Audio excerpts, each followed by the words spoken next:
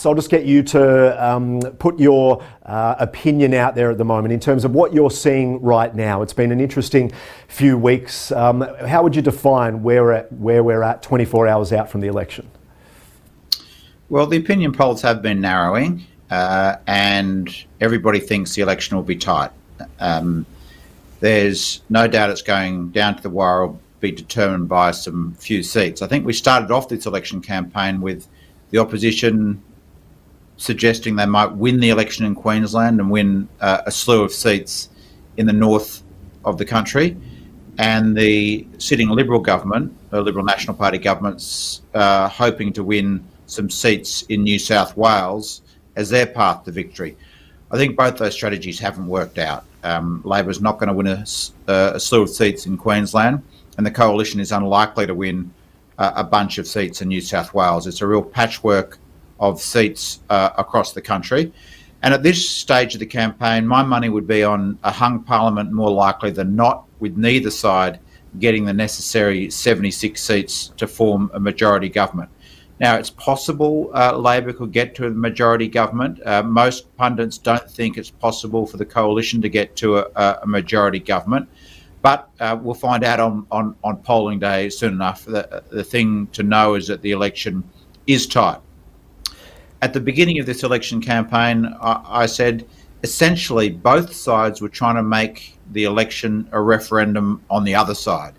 The opposition was trying to make it a test about whether Scott Morrison had been a good or effective Prime Minister, and the Prime Minister was trying to make it a test of whether Albanese was really up to the job. And it's been that battle, as each side thought to make it a referendum on the other side, that has dominated this campaign. And I said whoever won that battle would win the election. And I think come election day, it's not clear who has won that battle. The Prime Minister's unpopularity has been central to the campaign, but so has the opposition leaders' perceived missteps and potential weakness on the economy. That battle has not been won, and therefore the election result is not yet clear, and we're not going to know until Saturday night. If it does move into a hung parliament position, what does that mean? What does that look like exactly?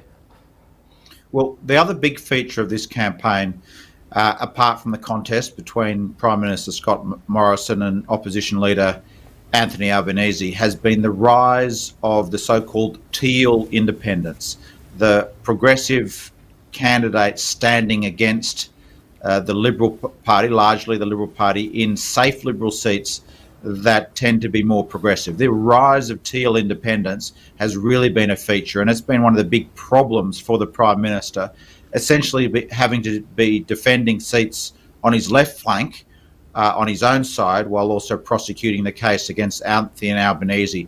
Now, there are effectively 6 MPs in the current Parliament who are very likely to be re-elected, and the question is, can 1, 2, 3 or 4 new independents win seats? Now, if any of them win, and they'll be winning seats off the current Conservative Prime Minister, it makes his path to majority very hard.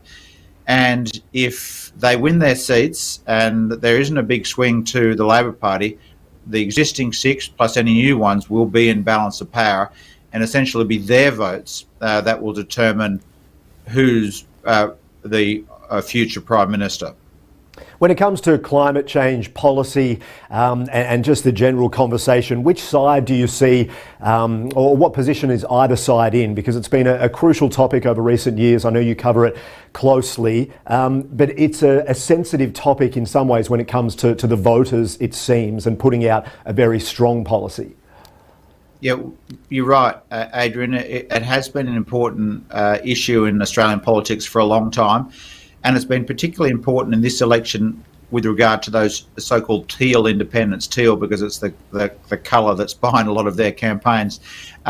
It's been the issue of integrity in government has been central to their campaign, and the call for a national anti-corruption commission.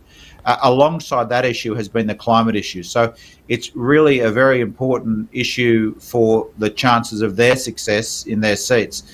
And as such, it probably puts Anthony Albanese in a better position to form a minority government if that's the way the numbers fall on election night, because he's seen to have stronger climate policies and stronger integrity policies, and certainly supports a call for a stronger national anti-corruption watchdog than the government does. So given that the Teal Independence, the existing independents plus the new independents that might get elected, have run on a ticket of climate change and integrity, it probably will make the negotiations for Anthony Albanese, if there is a hung parliament, easier than for Scott Morrison, unless Scott Morrison can get very close to the 76 seats himself. I essentially think this election has boiled down to a race to 74 seats rather than the 76 needed for a clean majority. Any side that can get to 74 will think that there's enough independents that will back them that only need 2. So I'd watch the seat count to see which party can get to 74. If neither party can get to 74, I think then the opposition leader will be in the box seat to negotiate with those independents on that issue of climate policy, because he's got a stronger policy and it's an important issue to them. It's going to be very interesting to watch. We'll be watching closely, as you will. Ben Oquist, thank you for your time. Enjoy the weekend. Thanks, Adrian.